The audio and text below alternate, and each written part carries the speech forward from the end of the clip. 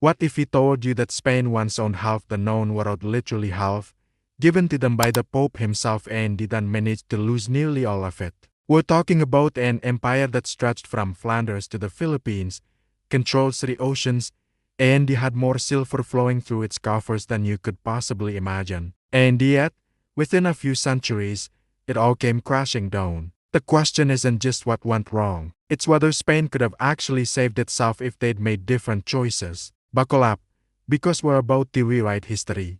At its absolute peak, Spain wasn't just powerful, it was the definition of power. The Spanish monarchs weren't merely rulers. They were the defenders of Christendom itself, standing between Protestant rivals and the Ottoman Empire's relentless expansion. Their galleons carried silver, spices, and the soldiers across the Atlantic, Pacific, and the Indian Oceans. From the Low Countries in northern Europe all the way to Southeast Asia, the Spanish flag flew over territory that other nations could only dream of conquering. The empire was so vast that when the Pope divided the New World between Spain and Portugal in the Treaty of Tordesillas, he basically handed Spain an entire hemisphere. Think about that for a moment. The Catholic Church just gave them half the planet. That's the kind of clout Spain had in the 15th and the 16th centuries. But here's the brutal truth about empires. They don't last forever. Rome fell. The Mongols fractured. The British Empire eventually dissolved. And Spain? Spain went from global superpower to scattered outposts and the faded memories of past glory. The question we're exploring today is simple but fascinating. Could Spain have prevented this decline? Could they have made different choices that would have kept the empire intact? Using the unfair advantage of hindsight, we're going to examine the 5 major problems that brought Spain down, and then propose realistic solutions that might have worked if Spanish monarchs had been willing to implement them. Some of these fixes would have been straightforward. Others would have required Spanish rulers to swallow their pride and adopt practices from their hated rivals. But all of them were technically possible. Let's start with the most critical issue, Spain's economy. Now, you'd think having access to seemingly unlimited American silver would be a good thing, right? Well, yes and no more. Spain was absolutely drowning in wealth from the New World. Ships arrived regularly laden with silver from mines in Mexico and Peru. The problem wasn't having money, it was what Spain did with it. First off, all that silver flooding into Europe caused massive inflation. Prices skyrocketed across the continent. This phenomenon, known as the price revolution, made everything more expensive whilst simultaneously devaluing the very silver Spain was importing. It's like printing money in a modern economy. Sure, you've got more cash, but if everyone has more cash, that cash becomes worthless. Worse still, Spain spent its newfound wealth in spectacularly unproductive ways. Rather than investing in local industry, building infrastructure, or developing manufacturing capabilities, Spanish monarchs splashed out on endless wars, luxury imports, and foreign goods. The crown relied almost entirely on tax revenue from Castile whilst borrowing heavily from international bankers. By the 1630s, interest payments on royal bonds were consuming nearly half of the crown's total revenue. Half? That's financial madness. And there's more. Spain also managed to shoot itself in the foot demographically. A series of plagues devastated the population. Then, in a move of breathtaking short-sightedness, Spain expelled the Moorish Muslims who'd converted to Christianity but were still viewed with suspicion. These people were vital to agriculture and the industry. Kicking them out drained the labor pool precisely when Spain needed workers most. So Spain was rich on paper but structurally broke. It is like someone winning the lottery and then immediately spending it all on depreciating assets whilst taking out massive loans they can't repay. Not exactly a winning strategy. The second major problem was military overextension. Unlike many empires that collapsed from lack of money, manpower, or military skill, Spain had all 3. Spanish silver could fund enormous armies. The population across Spanish territory provided plenty of soldiers, and these Spanish troops were genuinely professional, dominating European warfare during the Pike and the Shot era. The issue was geography combined with imperial ambition. Spain was fighting everywhere, all at once. They had wars in Western Europe against the Dutch and the French, conflicts in the Mediterranean against the Ottomans and the Barbary pirates, naval battles protecting treasure convoys across the Atlantic and the Pacific. It was too much. Even the wealthiest, Most powerful empire can't effectively fight on every front simultaneously without eventually exhausting itself. Major defeats began piling up. The Spanish Armada's failure in 1588 was just the beginning. Another failed invasion attempt in 1601, a catastrophic defeat at Rochray in 1643. Major uprisings throughout the 1640s in Catalonia, Portugal, and Naples, each revealed cracks in the empire's foundation. Spain could replace material losses easily enough. Lost ships could be rebuilt. Defeated armies could be reconstituted. But spreading forces so thin meant they couldn't pursue any single objective effectively. It's like trying to juggle whilst riding a unicycle on a tightrope. Technically possible, but why make things so unnecessarily difficult? The third issue was administrative chaos. The Spanish Empire wasn't governed as a unified state. Instead, it was a patchwork of different kingdoms, each with its own laws, privileges, and councils. This system produced slow, contradictory decisions. Communication between Madrid and the distant territory could take months, by which time crises had already spiraled out of control. To make matters worse, Spain sought government offices to raise quick revenue. This meant incompetent or unqualified men often ended up in positions of real power. Meanwhile, nobles and the Catholic Church were largely exempt from taxation, placing an unfair burden on everyone else. Attempts to centralize authority and create a more efficient system were met with fierce resistance from regions that valued their traditional privileges. The Bourbon dynasty, which took over in the 18th century, did attempt reforms. They consolidated the old patchwork of councils under more unified ministries. But even these reforms created new problems, which brings us to our fourth issue. The Bourbon reforms focused heavily on Spain's crown jewel, the Americas. They opened up free trade across the New World and tightened administrative control. Duties were lowered, trade traffic boomed, and the revenue increased. Sounds brilliant, right? Except the reforms also alienated the Creole elites, people of Spanish descent born in the Americas. Previously, top administrative and military positions had gone to Creoles. The Bourbon reforms favored Peninsulares, people actually born in Spain. Career opportunities for Creoles dried up. Resentment built. When Napoleon invaded Spain in 1808 and the monarchy's authority collapsed, American territory was largely left to their own devices. Even after the Bourbons returned and tried reasserting control, the demise was done. The seeds of independence had been planted. Finally, the fifth major problem was Spain's inability to keep pace with rival powers. By the 18th century, Britain and France had developed superior navies that could intercept Spanish treasure fleets, seize key ports, and flood Spanish America with contraband. Spain's slower modernization left its sea lanes vulnerable. The trade monopoly that had been Spain's economic backbone was fatally undermined. Spain simply couldn't compete on the seas anymore. So there you have it. 5 overlapping problems: a dysfunctional economy, military overextension, administrative inefficiency, alienated colonial elites, and the powerful rivals Spain couldn't match. It's like watching someone slowly drive their empire off a cliff whilst having multiple opportunities to turn the wheel. But what if they turned the wheel? What if Spanish monarchs had made different choices? Let's explore how Spain might have actually saved itself. Any salvation plan has to start with fixing the economy.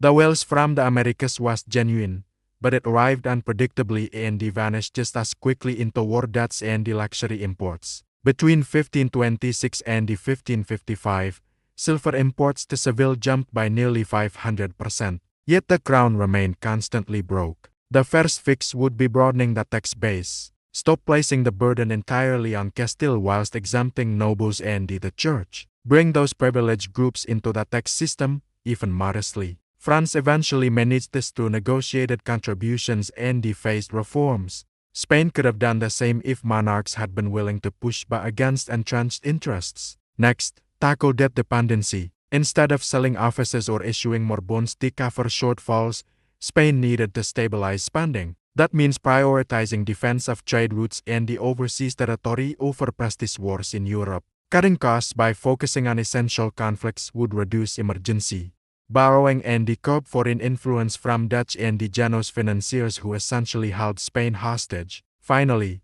invest in domestic industry. Direct a portion of that silver into shipbuilding, arms production, and the textiles within Spain itself. This reduces reliance on imports and creates a self-sustaining economy. And here's a radical thought: don't expel productive ethnic minorities like the Moriscos. Keep that labor pool intact to staff your burgeoning industries. These changes wouldn't make Spain immune to crises, but they'd provide a stronger economic foundation. Everything else depends on having money that doesn't immediately evaporate. For the military, the solution is painful but necessary. Prioritize. Clearly identify which territory and the trade routes are essential to survival and which can be held with minimal forces or even ceded to diplomacy. Scaling by involvement in costly, low-return campaigns in Central Europe could free resources to protect the Americas and the sea lanes that kept seal for flowing. Another key step would be professionalizing local forces far earlier than historically happened. The empire had plenty of local militias and the auxiliary troops. The problem was these men had to fund their own equipment, and if you could afford full-time soldiering, the Bourbon reforms eventually professionalized American militias to great success. Our approach means implementing these changes decades or even centuries earlier, before the empire destabilized further. Additionally, invest heavily in naval mobility. The ocean was Spain's lifeblood. Philip II understood this and he poured resources into securing treasure routes. Later Habsburg monarchs struggled to sustain fleets in both the Mediterranean and the Atlantic. Expanding fast squadrons and the troop transports would make it easier to respond to threats where they mattered most, rather than trying to be everywhere at once.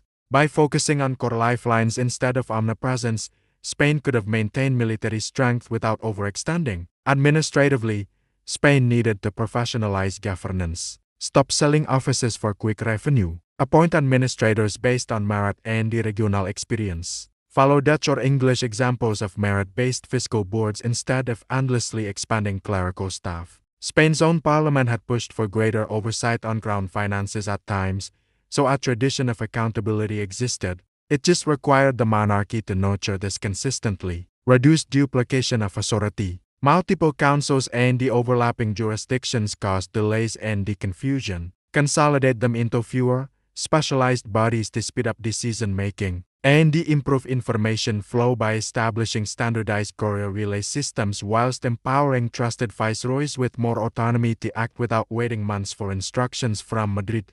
Later ministers like the Count Duke of Olivares attempted grand centralization schemes, but his overreach alienated regions like Catalonia and Portugal. More modest, carefully negotiated reforms might have strengthened royal authority without provoking rebellion. Addressing the Americas would be absolutely crucial. Later Bourbon reforms boosted trade and the revenue but alienated Creole elites by filling top posts with peninsulares. A more sustainable approach would have been sharing power, not hoarding it. Give Creoles greater access to higher administrative positions and the military training. Loyalty is easier when local leaders have a real stake in the system. Tax and the trade policies needed more flexibility. Whilst loosening restrictions was a step forward, benefits weren't evenly spread. Onshore inland and the peripheral regions also profit from reforms to reduce resentment that Madrid favored a few key ports at everyone else's expense. Address indigenous labor abuses inherited from tribute systems. These injustices set the stage for rebellions like Tupac Amaru's uprising in Peru. Investment in local defense serves both practical and the political purposes. Well-armed, well-trained militias led by trusted local officers protect against foreign threats while strengthening bonds between territory and the crown. Make the Americas partners instead of subordinates, and you'll quash independence movements before they begin. Finally, deal with rival powers. By the mid-18th century, Britain and France had outpaced Spain in shipbuilding, finance, and the industrial output. Closing that gap requires sustained naval modernization. Dedicate a fixed share of bullion revenue to shipyard expansion. Adopt the latest warship designs. Improve gunnery and the sailing training. Regular fleet exercises, even in peacetime. Keep crews combat ready. Secure supply lines by establishing fortified waypoints along major trade routes to reduce convoy losses. And rethink naval strategy. Rather than concentrating on defending the Iberian coastline, deploy more aggressive convoy escorts and the forward squadrons in the Caribbean and the Pacific to deter rivals before they strike. Now, here's the reality check. Each of these fixes comes with pitfalls. Broadening the tax base or sharing power with Creoles seems obvious, but both would be fiercely opposed by nobles, clergy, and decentralizing ministers. Cutting debt and avoiding prestige wars makes fiscal sense, but dynastic alliances and the Habsburg obligations as defenders of the faith would continue dragging Spain into costly continental conflicts regardless of policy.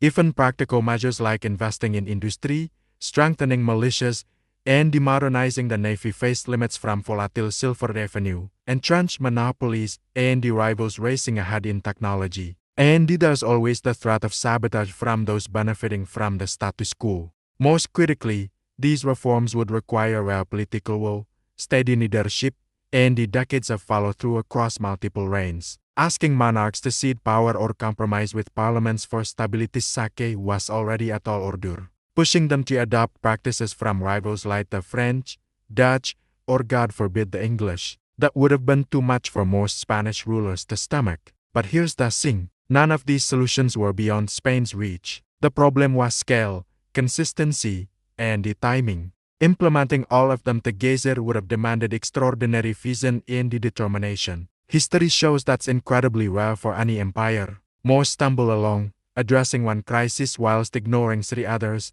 until eventually the whole structure collapses. If Spain had managed it, though, if they'd broadened their tax base, focused their military efforts, professionalized their administration, partnered with Creole elites, and demodernized their navy all whilst maintaining the discipline that stayed the course across generations, the empire might have survived into the modern era. Not unchanged, certainly. Empires must adapt or die. But Spain could have transitioned into something sustainable rather than fragmenting into nostalgia and regret.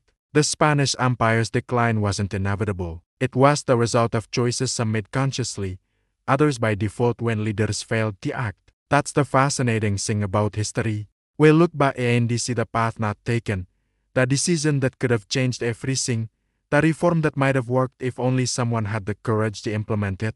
So what's the lesson here? That empires are fragile things, held together by economics, military power, efficient administration, and the loyalty of the people. Neglect any of these elements, and the whole edifice begins to crumble. Spain had every advantage: wealth, territory, population, military skill, and they still couldn't hold it together. That should humble anyone who thinks power is permanent or that past success guarantees future survival. If you found this deep dive into Spain's missed opportunities as fascinating as it did, smash that like button. Subscribe for more alternate history scenarios and the deep dives into the decisions that shaped our world. Drop a comment below which empire's decline should we examine next. Rome, the Ottomans, the Mongols. There's no more shortage of once mighty powers that fumbled their advantage. Until next time, remember, history isn't just about what happened. It's about what could have happened, and why it didn't. The Spanish Empire had a second chance within its grasp. It just never took it.